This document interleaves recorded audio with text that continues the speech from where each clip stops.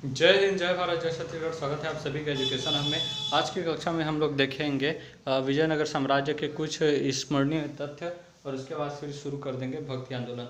देखिए, विजयनगर साम्राज्य में हरिहर एवं बुक्का जी ने विजयनगर साम्राज्य की स्थापना की थी। इस साम्राज्य की स्थापना करने का जो प्रेरणा उनको मिला था गुरु विद्यारण्य से, एवं उस समय प्रसिद्ध वेदों के भाष्यकार थे। ठीक है, प्रसिद्ध वेदों के भाष्यकार थे सायण एवं गुरु विद्यारण्य से हरिहर एवं बुक्का को विजयनगर साम्राज्य की स्थापना का प्रेरणा मिला था।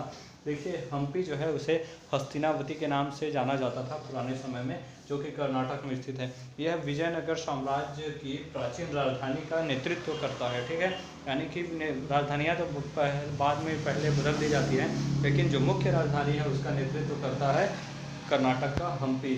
देखिए, कृष्णदेवराय जो थे उनके दरबार में अष्ट दिग्गज थे। इस अष्ट दिग्गजों में सबसे प्रमुख थे अलसी पेडन्ना, जिसे अल्लसानी पेड्डान्ना के नाम से भी जाना जाता है। ये अलसी पेडन्ना जो थे ये तेलुगु के और संस्कृत के महाविद्वान थे, महाज्ञाता थे। इस समय पुर्तगाली यात्री जो था विजयनगर साम्राज्य में डोमिंगो पायास आया था। इसे ने विजयनगर साम्राज्य के नगरों के और उनके शासकों की विशेषता बताई है, बड़ाई की है, प्रशंसा की है। इन्होंने बताया कि केडीआर यानी कि कृष्णदेवराय जी जो थे वो विजयनगर साम्राज्य के सबसे महान शासक थे और वे सबसे न्यायप्रिय व्यक्ति थे। देखिए, देवराय द्वितीय जो थे इनको साहित्य का संरक्षक के नाम से जाना जाता है। ये एक स्वयं भी एक बहुत बड़े विद्वान थे और साहित्य के महान संरक्षण भी है, महान संरक्षक थे। इन्होंने संस्कृत में बहुत ही अच्छी विद्वता प्राप्त की थी और 2 संस्कृत ग्रंथ लिखे थे। ठीक है, एक का नाम था यहाँ पर महानाटक सुधानिधि। ठीक है, महानाटक सुधानिधि, और दूसरा है ब्रह्म समुद्र। ठीक है, इन दोनों पर इन्होंने क्या लिखा था, ब्रह्मसूत्र और महानाटक सुधानिधि पर इन्होंने टीका लिखा था। टीका यानी कि निर्देश, कमांड इन्होंने लिखा था। देखिए, विदेशी यात्री था फारसी यात्री अब्दुल रज्जाक। ये देवराय द्वितीय के दरबार में आए थे शासनकाल में। 26 जनवरी 1565 को हुआ था तालीकोटा का युद्ध। तालीकोटा के युद्ध में विजयनगर साम्राज्य को समाप्त कर दिया गया था। इसके प्रत्यक्षदर्शी से सेवेल नामक व्यक्ति अच्युत देव राय जो थे, इन्होंने नायकों की श्रृंखला को समाप्त करने के लिए या फिर रोकने हेतु महामंडलेश्वर अधिकारियों की स्थापना की थी। शिष्ट नामक भूमि कर जो था वो राष्ट्रीय आय का सबसे प्रमुख कर था और राष्ट्रीय आय के प्रमुख स्रोत का यह मुख्य आधार भी था। केंद्रीय राजस्व विभाग जो थे 58 के नाम से जाना जाता था, केंद्रीय राजस्व विभाग। वीर पांचाल जो था वो थे सेट्टियों के समतुल्य व्यापार करने वाले और दस्तकार जो थे उनको वीर पांचाल के नाम से जाना जाता था। खेती करने वाले जो कृषक मजदूर होते थे उन्हें कुदी के नाम से जाना जाता था। और भूमि का जो क्रय विक्रय होता था और क्रय विक्रय के पश्चात संग साथ ही साथ कुदी का भी स्थानांतरण होता था। ठीक है, गोलकुंडा का जो युद्ध है वह कृष्णदेवराय के और कुली कुतुब शाह के मध्य हुआ था, जिसमें कृष्णदेवराय ने कुली कुतुब शाह को पटक के मारा था। भू राजस्व जो है मुख्य राजकीय आय वित्तीय व्यवस्था का मुख्य विशेषता। ठीक है, मुख्य विशेषता था भू राजस्व का जो था वह मुख्य राजकीय आय था और वित्तीय व्यवस्था का जो था उसका मुख्य विशेषता यह था। कौन सा? भू राजस्व ही सब कुछ मेन था कर में। देखिए, जो भूमि सीधे राज्य को कर देती थी, राज्य के नियंत्रण में रहती थी, सीधे राज्य के नियंत्रण में, और सीधे राज्य के नियंत्रण में रहकर वहाँ के जो किसान होते थे या फिर मजदूर होते थे वो डायरेक्ट राज्य को ही कर देते थे। ऐसे ग्राम को कहा जाता था भंडारवाद ग्राम। ठीक है, डायरेक्ट कर, किसी भी इक़्तादार या फिर किसी सामंत की कोई यहाँ पर चर्चा नहीं।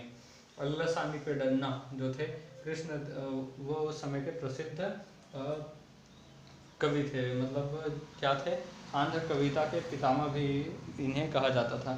कृष्णदेवराय जी ने तेलुगु में आमुक्त माल्याद नामक व संस्कृत में जाम्बवती कल्याणम और उषा परिणय नामक 2 ग्रंथ इन्होंने लिखा था।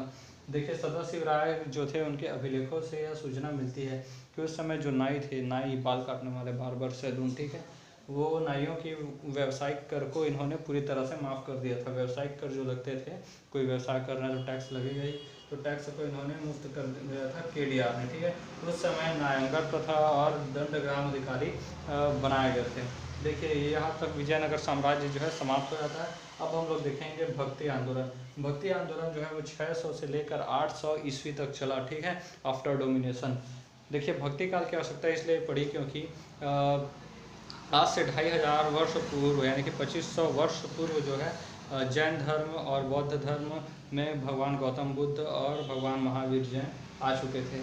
और जो था इसके मतलब 500 ईसा पूर्व और एक 600 से 800 ईसा के बाद यानी कि ईस्वी है, यानी कि लगभग 1100 वर्ष का अंतर हो गया था। तो इतने वर्ष के आते आते बौद्ध धर्म और जैन धर्म पूरी तरह से फैल चुके थे, ठीक है। ये हिंदू धर्म से ही टूटे थे लेकिन एक अलग धर्म बन चुके थे। लेकिन हिंदू धर्म में बहुत सारी कुरीतियाँ आ गई थी, जो भी पाखंडी पंडित थे वो अपने हिसाब से बताने लगते थे, इसलिए सब लोग तंग आकर दूसरे धर्म में परिवर्तित हुए। तो पूर्व मध्य काल की बात है जब पूरे विश्व पूरे मतलब भारत में भक्ति आंदोलन आया।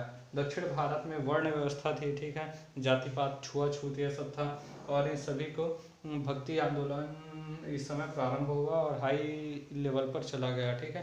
यही सब का कारण था, छुआछूत वगैरह का ही कारण था जो भक्ति आंदोलन आया, ठीक है। अलवार संत और नयनार संतों ने इसकी शुरुआत की थी। अलवार यानी कि भगवान विष्णु को मानने वाले, नयनार यानी कि भगवान शिव शंकर जी को मानने वाले। नायनार नयन शिव जी के 3 नेत्र, उससे याद रखिएगा नायनार, और बच गया अलवार वो भगवान विष्णु का, ठीक है। सुदृढ़ स्वस्थ का सुदृढ़ स्वरूप का जो श्रेय है वह किसे जाता है? आद्य शंकराचार्य जी को। जो भक्ति काल था उसका मतलब एक दृढ़ स्वरूप का श्रेय किसे आता है? आदि शंकराचार्य जी को, जिन्होंने अद्वैतवाद का मत रखा और संसार जो है वह झूठा है और ब्रह्म जो है वह सत्य है, ठीक है। यह इन्होंने बताया। इन्होंने स्मृति संप्रदाय की स्थापना की थी। बौद्ध और जैन धर्म के प्रभाव को कम करने के लिए इन्होंने ऐसा किया था। इन्होंने अपने विचारों के प्रचार प्रसार हेतु चारों दिशाओं में 4 प्रकार के मठ स्थापित किए थे। इन्होंने उत्तर में ज्योतिष मठ स्थापित किया जो कि बद्रीनाथ उत्तराखंड में है, दक्षिण में श्रृंगेरी मठ जो कि मैसूर कर्नाटक में है, पूर्व में इन्होंने उड़ीसा में गोवर्धन मठ जो कि पुरी में है उड़ीसा में, पश्चिम में शारदा पीठ जो कि द्वारकापुरी गुजरात में स्थित है। देखिए 12वीं शताब्दी में बहुत सारे विद्वान और विद्वानों ने शंकराचार्य जी के मत को काट दिया, ठीक है, मतलब नहीं माना, उनके अलावा कुछ और अपने मत दे दिए। जैसे कि माधवाचार्य, इन्होंने द्वैतवाद का मत रखा, ब्रह्म संप्रदाय की स्थापना की। दूसरे थे निम्बकाचार्य जी ने भी द्वैतवाद का मत रखा और इन्होंने सनक संप्रदाय की स्थापना की। वल्लभाचार्य शुद्ध अद्वैतवाद का मत रखा और इन्होंने पुष्टि संप्रदाय की स्थापना की। रामानुजाचार्य थे, ये विशिष्ट अद्वैतवाद की स्थापना की, और श्री गणेश इन्होंने किया, ठीक है। तो ये था भक्ति आंदोलन का थोड़ा सा। विजयनगर साम्राज्य समाप्त हो गया, भक्ति आंदोलन शुरू हो गया। 2-4 क्लासेस भक्ति आंदोलन की चलेंगी, उसके बाद एक लंबा क्लास चलेगा मुगल पीरियड का, ठीक है। मिलेंगे नेक्स्ट क्लास में, तब तक के लिए जय हिंद। स्वतंत्रता दिवस आ रहा है।